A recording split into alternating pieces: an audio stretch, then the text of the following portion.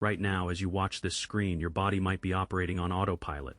Perhaps your teeth are scanning the rough edge of a fingernail, searching for a flaw to destroy. Or perhaps beneath your desk, your leg is bouncing up and down with a rhythmic, frantic energy. You believe you are choosing to do this. You believe it is just a harmless, annoying habit. You are wrong. This is not a choice. It is a biological hijacking. Deep within the shadow of your evolutionary biology, your nervous system is bleeding, and these small, repetitive acts of self-inflicted chaos are the only things keeping your brain from a catastrophic system overload. Today, we peel back the skin of human anxiety to reveal the terrifying truth of what your brain is doing behind your back. Welcome to the dark architecture of your own mind. 1. Structural stimming and the invisible overload every day. The modern human operates under an illusion of total control. We navigate complex social structures, process millions of data points per second, and suppress our primal urges to fit into a sterile professional world. But your biology does not care about your professional deadlines or social etiquette. It cares about survival. When you are forced to sit still in a high-stakes environment, whether it is a corporate boardroom, a university examination hall, or an intense family confrontation, your conscious mind attempts to lock down your body. You freeze. But inside, your biochemistry is screaming. This brings us to the fundamental concept of structural stimming, or self-stimulatory behavior. In clinical psychology, stimming is often associated with neurodivergent conditions. But the reality is universal. Every human brain stims. It is a somatic manifestation of an internal war. When your prefrontal cortex, the logical, calculating executive of your brain, is forced to process too much stress, it begins to generate a massive amount of residual electrical energy. If this energy remains trapped within the neural pathways, it induces a state of acute neurochemical toxicity. To understand this, look at the historical context of industrial engineering in the 19th century. During the Industrial Revolution, early steam engines were prone to violent, catastrophic explosions. Engineers quickly realized that if steam was continuously generated without an outlet, the structural integrity of the iron boiler would inevitably fail. The solution was the invention of the mechanical pressure relief valve. When the internal pressure reached a critical threshold, the valve opened automatically, venting excess steam into the atmosphere with a sharp hissing sound to save the entire machine from tearing itself apart. Your body is that steam engine. The nervous system cannot store infinitely expanding emotional or psychological tension. When the prefrontal cortex becomes paralyzed by an overwhelming surge of cortisol and adrenaline, it quietly hands over the keys of your motor control to your primal survival centers. The result: your leg begins to shake violently under the table, or your jaw tightens as your teeth seek out a fingernail. This is not a malfunction of your biology, it is the opening of your biological pressure valve. The frantic, rhythmic bouncing of your leg is quite literally the physical dissipation of trapped adrenaline. The sharp, localized pain of biting your cuticle is a tactical distraction deployed by your nervous system. If your brain did not force your body to perform these micro-movements, the internal psychological pressure would manifest as something far more debilitating: a sudden, paralyzing panic attack, or a complete cognitive shutdown. You are not just fidgeting, you are bleeding off the toxic, energetic byproduct of a modern world that your ancient brain was never designed to endure. 2. Homeostatic regulation and the terror of boredom while intense stress is the primary catalyst for these behaviors.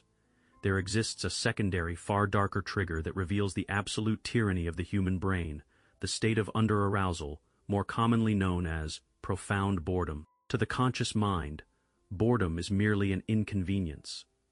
To the subconscious brain, boredom is an existential threat. The human brain is a prediction engine that consumes roughly 20% of your body's entire energy supply, despite making up only 2% of its weight.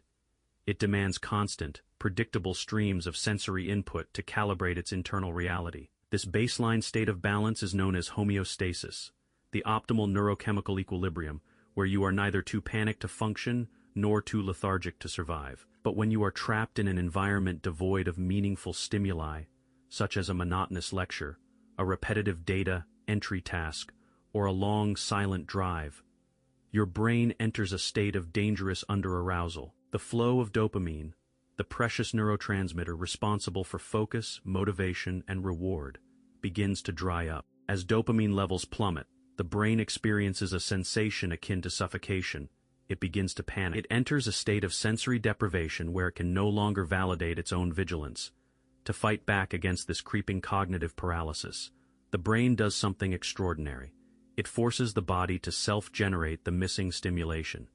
This is why you shake your leg or pick at your skin when you are bored. It is a desperate act of neurochemical resuscitation. Consider the infamous sensory deprivation experiments conducted by pioneering psychologists in the mid-20th century. Subjects were placed in soundproof rooms, their eyes covered with translucent visors, and their hands encased in cotton mitts to eliminate all tactile feedback. Within a matter of hours, the human subjects did not simply relax. Their brains began to fracture. Deprived of external data, the neural networks began to generate vivid, terrifying hallucinations. The brain would rather manufacture artificial monsters than experience the absolute void of nothingness. When you are trapped in a state of under-arousal, your brain undergoes a micro-version of this experiment. It cannot tolerate the flatlining of your neural activity. By forcing your leg to bounce up and down, your muscles contract and expand rapidly, sending a continuous stream of proprioceptive and kinesthetic feedback signals back up the spinal cord and straight into the somatosensory cortex. This mechanical feedback acts as an emergency generator, forcing the brain to stay awake, alert, and functional. Similarly, when you bite your nails in a state of boredom, you are utilizing localized physical discomfort to shock your system back into awareness. Reness. Every micro tear of the flesh, every tiny jolt of pain, sends an instant flare of neurological activity into the central nervous system, demanding a minuscule drop of dopamine and noradrenaline. You are not biting your nails because you want to. Your brain is using your own flesh as a chemical battery, draining your physical comfort to keep its cognitive lights turned on in the dark. 3. The basal ganglia loop and the dopaminergic hijack. To truly understand why these behaviors become so deeply entrenched that they feel impossible to break, we must descend deeper into the subconscious hardware of the brain. We must look at a cluster of subcortical nuclei buried deep within the white matter of the cerebral cortex, the basal ganglia. This is the dark, ancient archive where your habits are manufactured, polished, and locked away beyond the reach of your conscious will. When you first bite a nail or shake your leg, it is a conscious response to an uncomfortable internal state. Your prefrontal cortex is actively involved, but the prefrontal cortex is an expensive piece of biological machinery to run. It burns through glucose and energy at an unsustainable rate. To conserve resources, the brain possesses an automated efficiency mechanism. If a behavior successfully reduces internal tension even slightly, the prefrontal cortex offloads that action plan to the basal ganglia. This process is known as chunking. Once a habit is chunked by the basal ganglia, it no longer requires conscious thought to execute. It becomes an automated biological script. This automation functions through a sinister neurological mechanism known as the dopamine loop. Every time your body experiences a spike in stress or boredom, your nervous system feels a profound sense of discomfort. When you bite down on your fingernail, two things happen simultaneously. You create a localized zone of physical pain, and you remove a perceived imperfection on your skin. The removal of that imperfection, combined with the sudden release of physical tension, tricks the brain into registering a microscopic victory. In response, the brain releases a tiny pulse of dopamine. Dopamine is not the molecule of pleasure. It is the molecule of learning, anticipation, and craving. It stamps the behavior with a neurological seal of approval, whispering to the subconscious mind, "Remember this action. It brought us relief." The terrifying power of this loop can be demonstrated through the groundbreaking neurological studies conducted on primates by scientist Wolfram Schultz in the late 20th century. Schultz placed monkeys in apparatuses where a light would flash, followed shortly by a drop of sweet fruit juice. Initially, the monkeys' brains registered a massive spike of dopamine after they tasted the juice. But as the experiment was repeated hundreds of times, a dark shift occurred in their neural architecture. The dopamine spike shifted from the reward itself to the cue, the flashing light. The monkeys' brains were now anticipating the pleasure before it even arrived, creating a powerful, irresistible drive to perform the action. This is exactly how the basal ganglia locks you into the cage of your habits. When the loop becomes fully integrated, you no longer bite your nails or shake your leg to get relief. The mere cue, the feeling of a minor stressor, a passing thought of anxiety, or the sensation of a slightly rough nail edge, triggers a massive craving for the behavior within your subconscious. Your basal ganglia executes the motor script before your conscious mind even realizes your hand has left your side. By the time you wake up to what you are doing, the damage is already done. You are trapped in a dopaminergic hijack, where an ancient part of your brain is running a primitive survival script at the direct expense of your physical body. 4. Toxic perfectionism and the biological self-punishment. For decades, popular culture dismissed nail, biting, and skin, picking as mere signs of a weak will or nervous disposition. But in recent years, clinical psychologists and researchers have uncovered a much deeper, more unsettling correlation. These body-focused repetitive behaviors, BFRBs, are heavily concentrated among a specific psychological demographic, chronic, pathological perfectionists. In a landmark study conducted by researchers at the University of Montreal, scientists evaluated individuals with history of these behaviors against a control group under various emotionally charged scenarios. The results were telling. Those who engaged in compulsive nail, biting, or skin picking did not exhibit these behaviors simply when they were anxious. Instead, the behaviors reached their absolute peak when the individuals were subjected to frustration and artificial failure. They were people characterized by an over-organized, high-achieving personality matrix, individuals who set impossibly high standards for themselves and experienced profound distress when those standards were not met. To understand why a psychological trait like perfectionism manifests as physical self-harm, we must look at the concept of internalized aggression. A perfectionist's internal world is governed by a tyrannical inner critic. Every mistake, every delay, and every moment of perceived unproductivity is viewed, not as a normal part of life, but as an existential failure. When this failure occurs, the individual experiences a massive surge of negative emotional energy. Because they are highly socialized, they cannot externalize this aggression by screaming at others or destroying their environment. The aggression must go somewhere. Following the law of least resistance, it turns inward. This is the dark truth of the evolutionary instinct known as grooming. In the animal kingdom, grooming is a survival mechanism used to maintain hygiene and bond socially. However, when an animal is placed in a condition of extreme confinement, isolation, or chronic stress, its natural grooming instinct warps into a pathology known as displacement behavior. A caged bird will pluck out its own feathers until its skin bleeds. A trapped canine will chew its own paws raw. The instinct to care for the self becomes inverted by environmental distress, transforming into an instinct to destroy the self. When you sit at your desk, agonizing over a project that isn't perfect, your brain replicates the exact neurochemistry of that caged animal. Your nail biting is not an accident. It is an inverted, pathological grooming response. You perceive a microflaw in your cuticle, a physical representation of the imperfection you feel inside your soul, and your brain commands you to fix it. But because the tool you are using is your own teeth, the act of fixing inevitably creates more damage, more jagged edges, and more pain. This secondary damage triggers a new wave of frustration demanding further grooming. You enter a vicious, self-perpetuating cycle of biological self-punishment, where your body physically plays out the brutal, unyielding warfare that your perfectionism is waging against your mind. 5.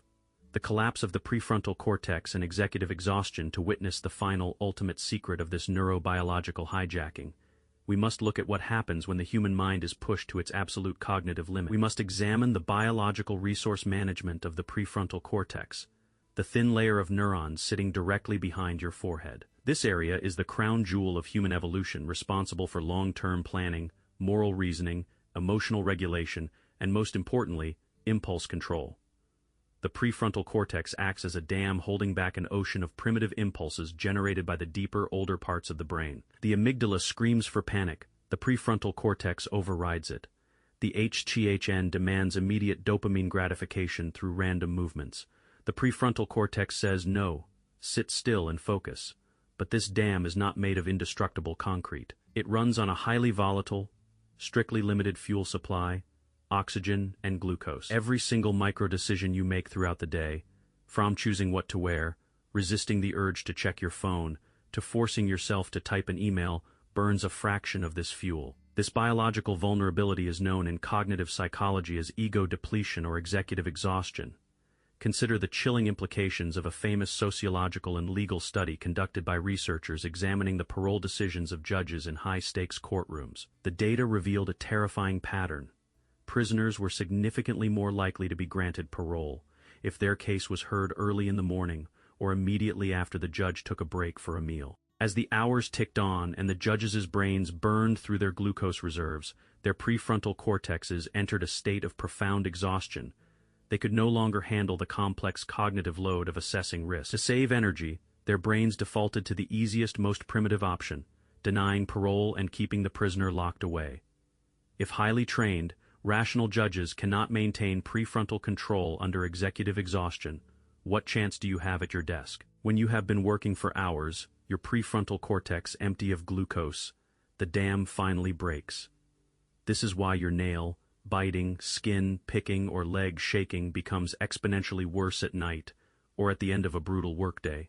It is not because your habits have magically grown stronger, it is because your rational guard dog has literally starved to death. With the prefrontal cortex completely incapacitated, the subcortical regions take full control of your physical body. The ancient reptilian layers of your mind emerge from the shadows, executing primitive, repetitive physical loops to extract the last remaining drops of neural energy from your system.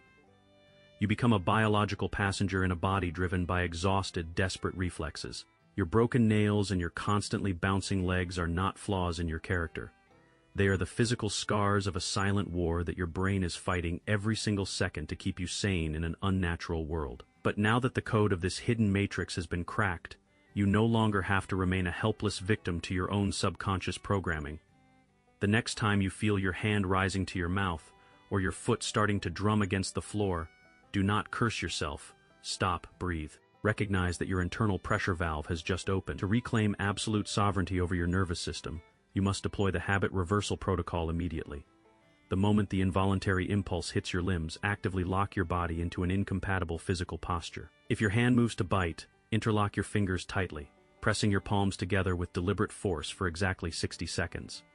If your leg begins its frantic rhythm, plant both feet entirely flat on the earth, forcing your heels down into the ground to mechanically lock the muscle group. You are shifting the chaotic energy from an unthinking reflex into a conscious act of structural strength.